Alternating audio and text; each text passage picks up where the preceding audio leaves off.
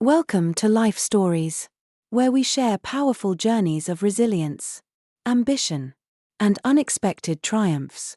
Today, we bring you the story of Sarah Montgomery, a woman who was once dismissed as just a wife but secretly built an empire that would bring her husband's business empire crashing down.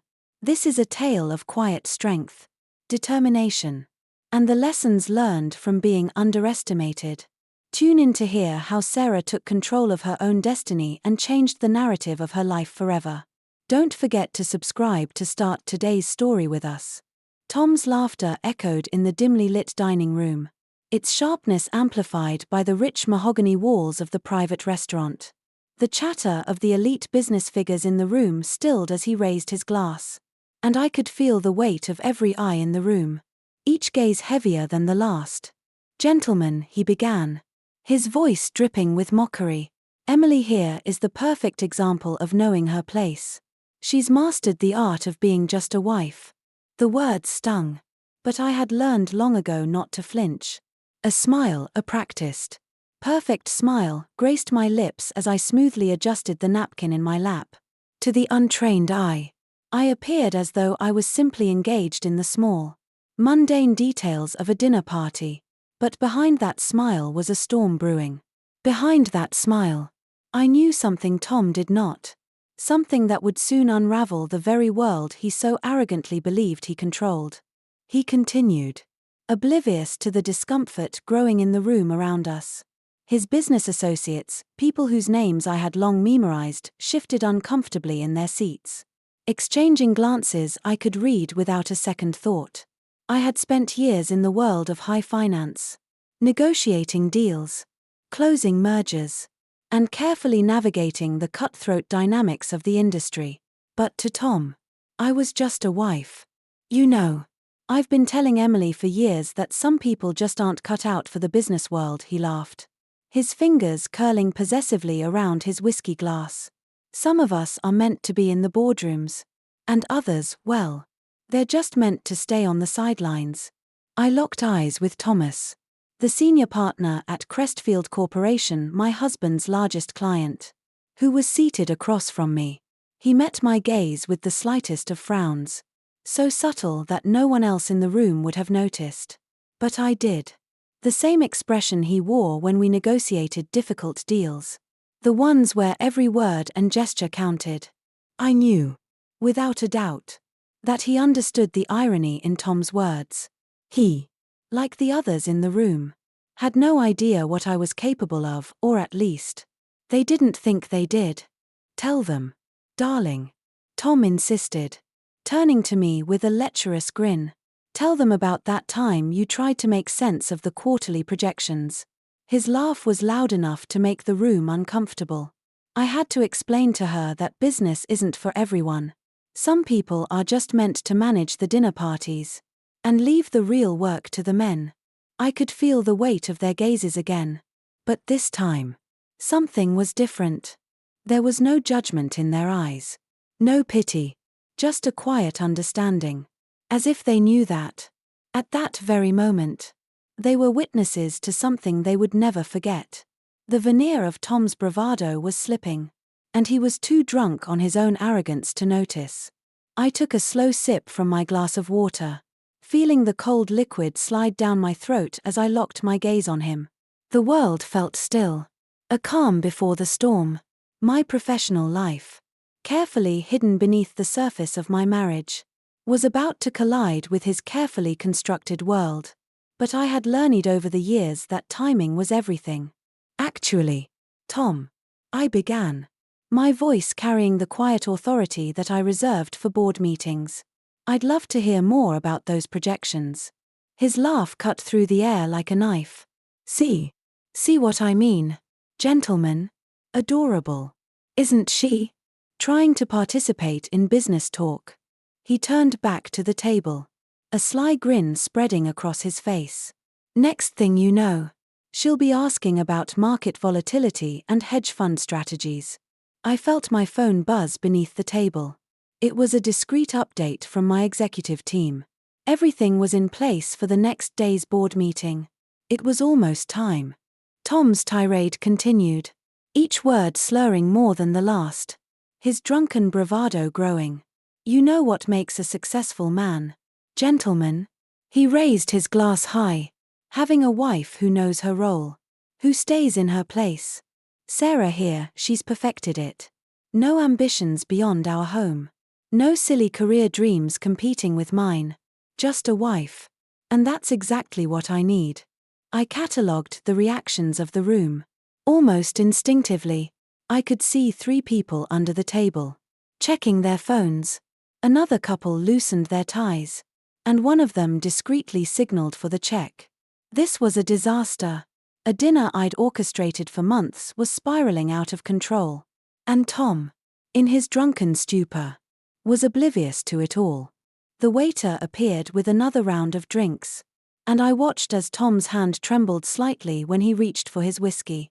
I had learned to recognize the signs, the tremors, the slight unsteadiness in his voice that meant the evening was about to take a turn for the worse. But I wasn't going to let him ruin everything. Not when the end was so close. "Behind every great man," Tom continued, his voice growing louder, "there's a woman who knows she's just a wife." The silence that followed felt heavy, suffocating even. For a moment, I felt as though the entire room had frozen. Every single person watching, waiting for my response. I lifted my water glass and took a careful sip, as though it were the most important thing in the world. "Isn't that right, Emily?" Tom asked, his tone dripping with condescension. He seemed to think he had won, that he had proven some great point about the way things should be. But as I met his eyes, my smile never wavered, though it didn't reach my eyes. If he had been more observant, he might have noticed the subtle shift in the room, the change in energy that even the most inebriated person could feel. He went on, his voice rising in arrogance. "Some of us are just meant for bigger things. The business world requires a certain gravitas that you can't learn from hosting dinner parties." I stood up slowly, excusing myself from the table. Tom's voice followed me down the hallway, still laughing, still boasting about his success in front of the people who mattered. As I made my way to the powder room, I checked my phone again. Another update from my legal team. Everything was ready for tomorrow. I couldn't help but smile to myself.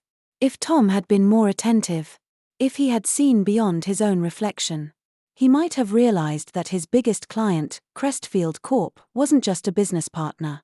They were mine. Tomorrow, everything would change. But for now, I was content to play my part, just a wife. One last evening. One final performance before the truth came crashing down. The evening had taken its toll. I returned to the dining room, my face calm, my demeanor measured. As I sat back down, Tom was still spinning his tales of business success, not realizing that the story he was telling was more of a self-inflicted wound than anything else. The clink of glassware and the hum of conversation filled the air. But for me, everything felt distant, as though I were observing from behind a glass wall. I was here physically, but emotionally, I was somewhere else entirely. I felt the weight of the room's attention shift as I resumed my seat, and a quick glance across the table confirmed my suspicions. The men around us, Tom's business associates, all wealthy, powerful figures, were no longer listening to him. Their eyes, though masked in polite curiosity, lingered on me. There was a discomfort in their gaze, an acknowledgement of something I knew. And yet, Tom remained blissfully unaware of it. Thomas, the senior partner from Crestfield Corporation, sat to my left. His presence was like a silent anchor to the storm swirling around us. Unlike Tom, he hadn't been distracted by the whiskey or his own inflated sense of importance. He was quiet, his thoughts measured, but I could feel the tension in his shoulders, the subtle way he was leaning forward ever so slightly, as though bracing for something. He knew. They all knew. The conversation at the table shifted uneasily as Tom prattled on, now stumbling through his words, his voice slurring slightly. The more he drank, the more he reveled in his own superiority. and the more the rest of us felt the weight of his ignorance. It was almost tragic. Really. But then again, for the first time in years, I felt a sense of clarity. This dinner, this performance, this facade was the last time I would play the role of just a wife. It was funny. In a way. The things Tom was saying. Mocking me. Mocking my place in his world. They had never seemed so empty. For 7 years. I had let him believe that his world was everything. That his business was the center of the universe. And yet, behind the scenes, I had been building my own empire. My company, Hamilton Capital Partners, had been quietly outperforming his for the past 5 years. And he hadn't even noticed. Why would he? After all, I was just a wife. I caught a glimpse of the waiter, who came to the table, his presence offering a temporary distraction. But as he placed another round of drinks in front of us, I could feel my phone vibrate quietly in my lap. It was a message from my legal team, an update on the final preparations for tomorrow's announcement. Everything was in place. I could almost hear Tom's voice rising in volume again as he continued to share more of his so-called wisdom with the table. The key to success, he said loudly, is having a wife who knows her role. Someone who stays in the background. Doesn't try to compete with the men. Someone who is happy with her place in the world.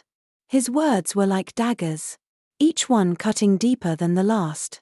But I didn't react.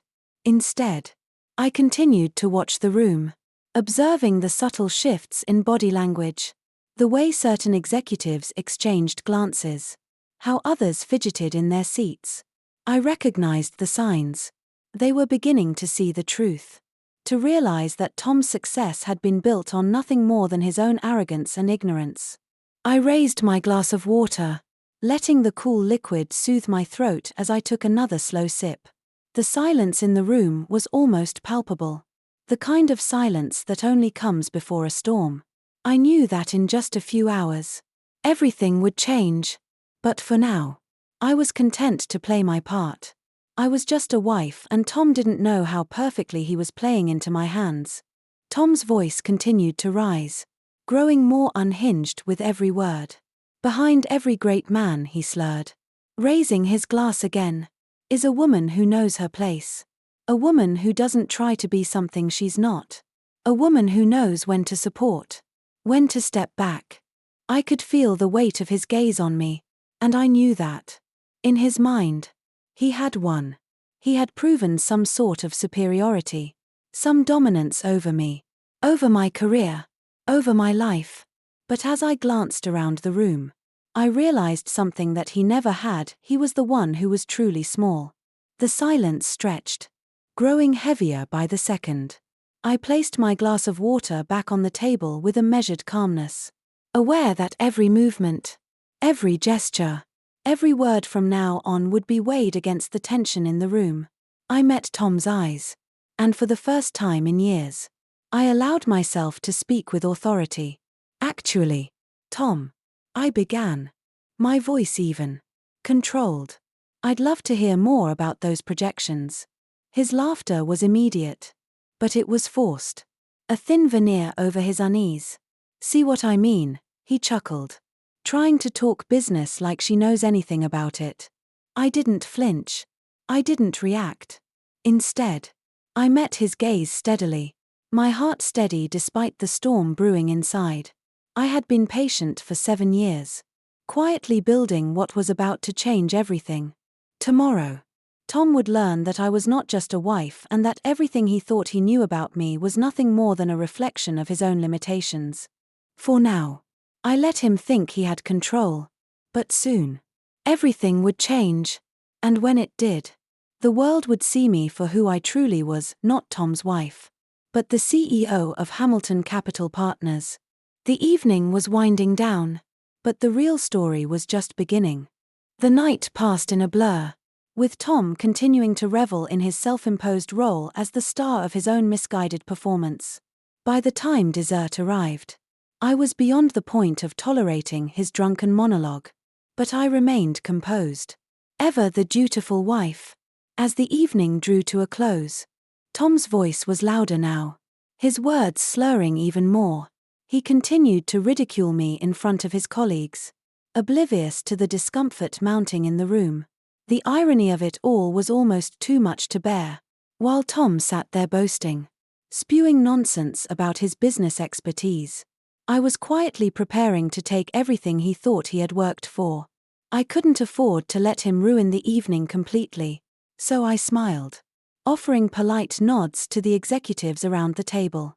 The room felt stifling, too warm under the heavy scrutiny of all those eyes.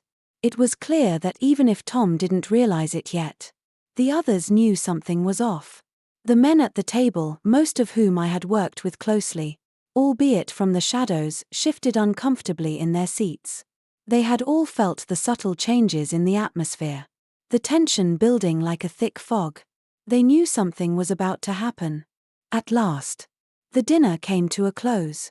The uncomfortable hum of forced politeness hung in the air as we stood, exchanging stiff goodbyes with Tom's colleagues. I excused myself to the restroom, needing a brief respite from the storm of emotion swirling inside me. As I walked away from the table, I could feel the weight of their eyes following me. It was a familiar feeling, one I had carried with me for years, being watched, being underestimated. But tonight, it didn't feel the same. I checked my phone in the quiet solitude of the powder room. There was a message from Thomas, the senior partner at Crestfield Corporation. The text was short and to the point: everything is in place for tomorrow. Ready to move forward. I allowed myself a small, satisfied smile. This was it. The moment I had been quietly planning for. The moment that would change everything. I wasn't just going to be Tom's wife anymore. I wasn't just going to be some backdrop to his success. I had built something real.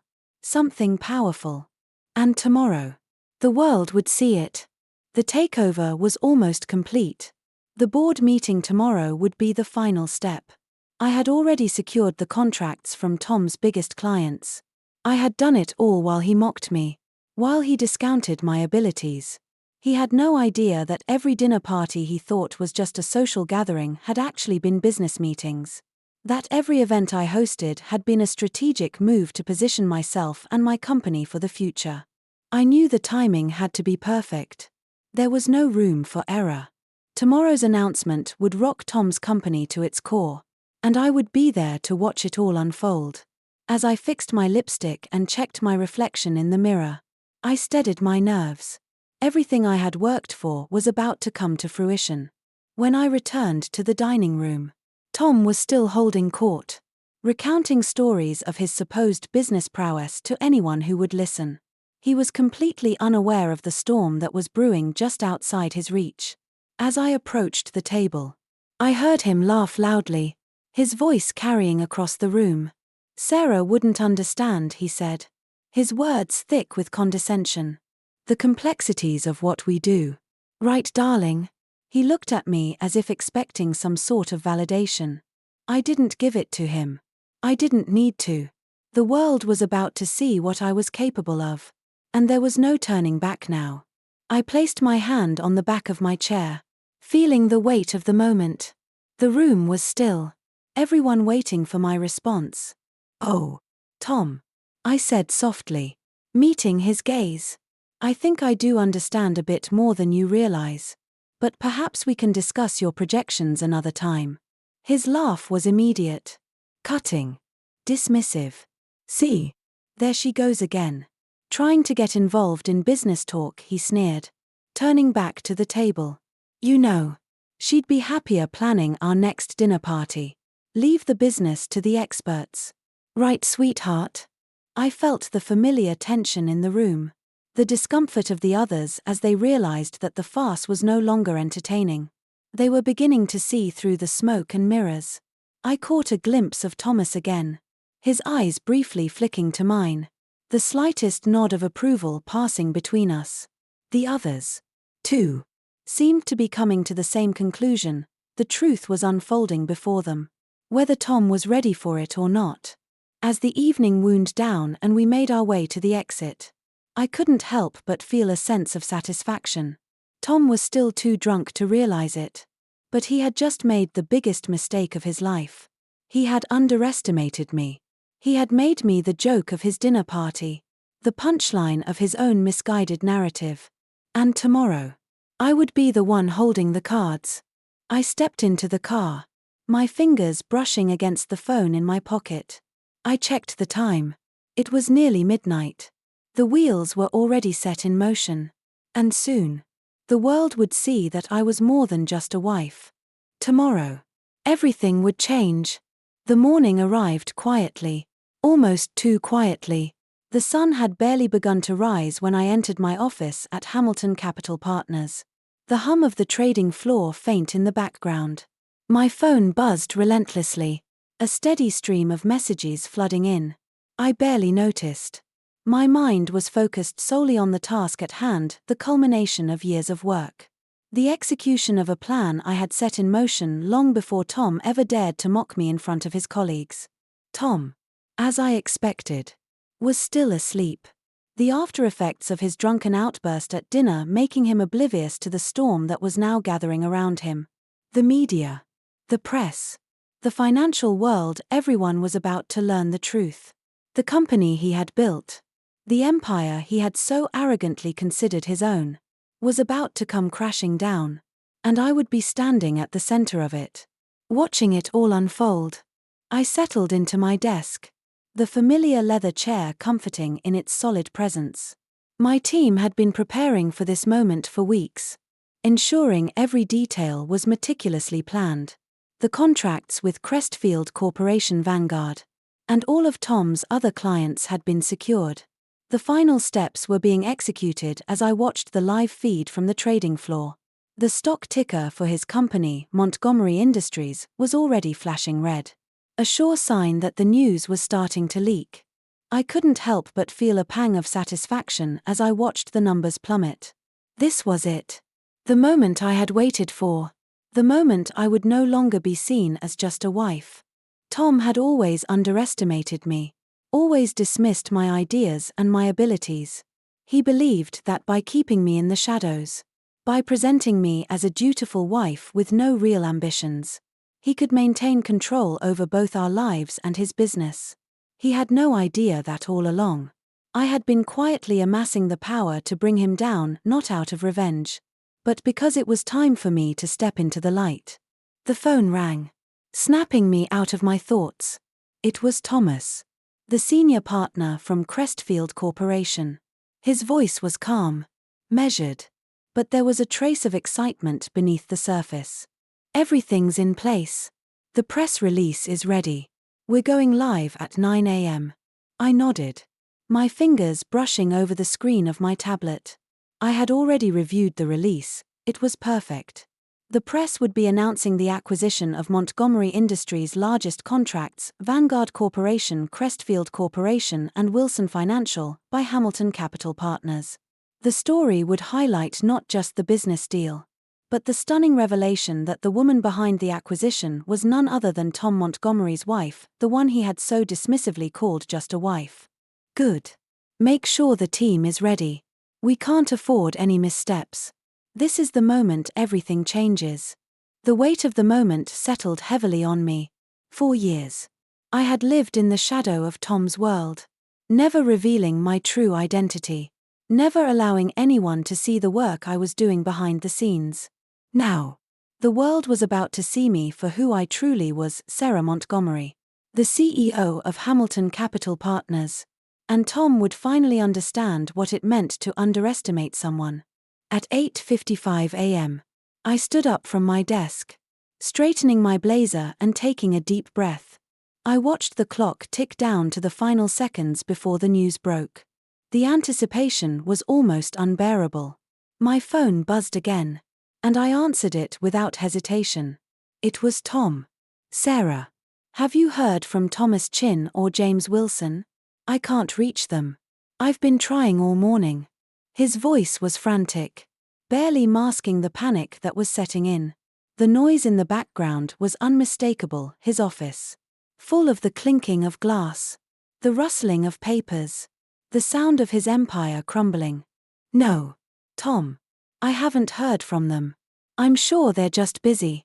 I said. My voice as smooth and controlled as ever. Important meetings. Important clients. I could almost hear his frustration building as he fumbled with his words, trying to figure out why everything was falling apart. The contracts were supposed to be signed today, he continued, his voice growing more desperate. Why are they not answering? I need this deal closed. I checked the time. 8:59 a.m. Actually, Tom, I said, my voice dropping to a quiet, almost amused tone. I think they were very impressed with last night's dinner, particularly your comments about wives and their place in business. There was a brief silence on the other end of the line, and I could almost hear his confusion. What are you talking about? He asked, his voice cracking. Don't worry, darling, I said, unable to suppress the slight smile that tugged at my lips. The world's about to find out. Everything you've built will change in just a moment. Just turn on CNBC. Before he could respond, the opening bell rang, signaling the start of the trading day. The news broke like a wave crashing onto the shore. On every screen in the trading room, the headlines flashed: Hamilton Capital Partners acquires Montgomery Industries' largest contracts. Exclusive deals with Crestfield Corporation Vanguard. And Wilson Financial now held by Sarah Montgomery's firm. The silence on the other end of the phone was deafening.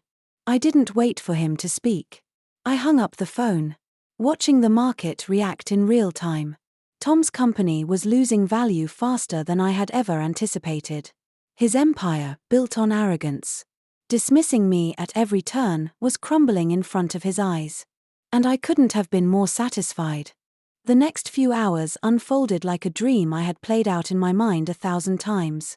As the press release spread like wildfire, the reactions came fast and furious. Hamilton Capital Partners, a company that had long existed in the shadows of Montgomery Industries, was now the one in control. The stock ticker for Tom's company continued to fall at a staggering rate.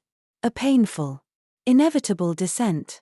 The world was finally waking up to the truth. I had been far more than just a wife. I stood in my office, watching the live feed from the trading floor. My colleagues, my team, people who had worked tirelessly behind the scenes, were buzzing with energy. Their hard work paying off in real time. Every piece of the plan was falling into place. The calls started flooding in, congratulatory messages from industry leaders, questions from the media, and, of course, the increasingly desperate calls from Tom. But it wasn't the phone ringing that caught my attention. It was the feeling, the weight that came with it. After years of staying in the background, of playing the part he had assigned me, I was finally standing in my own power. And as I watched the numbers on the screen continue to drop for Montgomery Industries, I realized something profound. I had built this. Not just my company, but the future. I had spent so many years allowing Tom to believe he controlled everything. Allowing him to believe that his success was mine by extension. But the truth was that he had never seen me. He had never bothered to ask what I did, what I could accomplish. And he had certainly never realized that while he was laughing at me, mocking me, I had been laying the groundwork for a power shift. The phone buzzed again, pulling me from my thoughts. It was Thomas, the senior partner from Crestfield. His voice was calm, but I could hear the satisfaction in his tone. Everything is going as planned, he said. We've officially transferred all contracts. Your biggest client is now Hamilton Capital Partners. Tom's not taking this well. But it's too late. I nodded, a small smile playing on my lips. I've waited a long time for this. It's just business. Nothing personal. In that moment, I realized that the victory I had just achieved wasn't about revenge. It wasn't about making Tom suffer for his words. It was about changing the narrative. It was about showing the world that strength and power don't always look the way people expect them to. Women, wives, in particular, were underestimated all too often. But my quiet ambition, my patient planning, had proved that even in the shadows, I could be a force to be reckoned with. The phone buzzed again. It was my PR team. The press is ready. We're scheduled for interviews with CNBC, Bloomberg, and the Wall Street Journal. They're particularly interested in your story, the CEO who hid in plain sight. I laughed softly. The irony wasn't lost on me. 7 years ago, when I chose to keep my professional life separate from my marriage, it had seemed easier, simpler. But now, as I prepared to step into the spotlight, it all felt worth it. Every sacrifice, every moment of silence in the background, it had led me here. I'll be ready, I said, my voice steady. And make sure we control the narrative. Let the world know that this wasn't about taking down Tom, it was about making the right business decisions. The media would be relentless. The questions would come fast and furious. They would ask why I had kept my identity hidden for so long. They would want to know how I had managed to outperform Tom's company. How I had pulled off such a monumental shift in the financial world without anyone seeing it coming. But the truth was simple. I had always been capable. Tom had simply chosen not to see it. The media's questions didn't matter. What mattered was that I had built something of value. Something sustainable. I had shown the world that success didn't require approval from anyone. It just required hard work and patience. As I stepped out of my office and into the press room, I felt a surge of excitement, but also a deep sense of calm. This was my moment. My time to speak. No longer would I allow myself to be overlooked or minimized. The cameras flashed. The microphones were thrust toward me, but I remained poised. The questions came fast. How did you keep this secret for so long? What made you decide to finally step into the spotlight? I answered each one with confidence, detailing the strategic decisions that had led to my success. I spoke of the years of networking, of hosting those charity events that had, in fact, been high-stakes business meetings. I shared the story of how, all along, Tom had been too busy with his ego to notice that his biggest deals had been signed not by him, but by me. As the press conference wrapped up, I felt the weight of the moment sink in. The world was watching, and it would never again underestimate the power of a woman who had been just a wife. Later that day, I sat at my desk, reviewing the latest acquisitions that were now under my firm's control. The phone rang again. This time, it was Tom. Sarah, his voice trembled. I don't understand. How could this happen? How could you do this to me? His words were laced with confusion, hurt, and something else, regret. But it was too late for apologies. Too late for reconciliation. I didn't do this to you, Tom, I said, my voice unwavering. You did this to yourself every time you underestimated me. Every time you laughed at my capabilities. You dug your own grave. I just waited for you to finish digging. And with that, I ended the call. The next few months would bring their own challenges. There would be legal battles, public scrutiny, and personal losses. But none of it mattered. I had built something that couldn't be destroyed. Something that would outlast the petty battles of ego and pride. As the sun set outside my office window, I looked out over the city. It was mine now, not just the city, but the power that came with it. The journey had been long, but it had been worth it. The wife who had been dismissed as insignificant had become a force to be reckoned with. And now, the world would know my name, not as someone's shadow, but as someone who had created her own empire from the ground up. The story of the CEO who built an empire while being dismissed as just a wife would go down in history. Not as a cautionary tale, but as a legacy. A legacy that no one, not even Tom, could ever take from me. As the years passed, Hamilton Capital Partners flourished, growing into one of the most respected firms in the industry. My story, once dismissed as a mere footnote in Tom's shadow, became a symbol of resilience, intelligence, and the power of underestimated potential. The press hailed me as a groundbreaking CEO, and I spoke at prestigious business schools, sharing my journey of quiet ambition and unrelenting determination.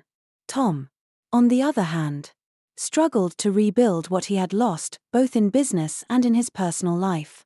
The legacy I built, not out of spite but out of necessity, became a lesson in the business world. Never underestimate the quietest voice in the room. If you enjoyed this story, don't forget to hit the subscribe button to follow more life stories that remind us of the strength we all carry within. Stay tuned for more inspiring journeys.